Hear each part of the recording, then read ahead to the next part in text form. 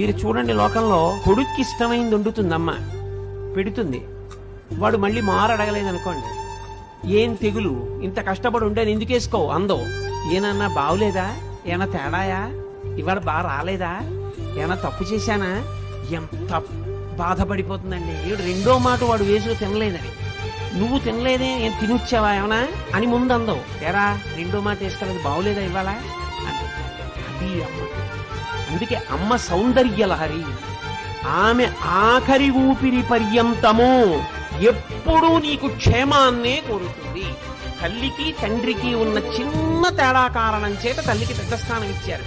తండ్రి సమానుడు, నేను తక్కువ కాదని కానీ, తండ్రి పనికి మాలిన వాడని కానీ, తల్లితో సమానుడు కాదని కానీ నేను ఎక్కడా మాట్లాడటం లేదని మీరు గుర్తుపెట్టుకోవచ్చు. కానీ తల్లి తండ్రి కన్నా గొప్పది అన్న విషయం చెప్పడానికి నేను కించిత్ వెనకాడను, వేదమును నమ్మాను కాబట్టి.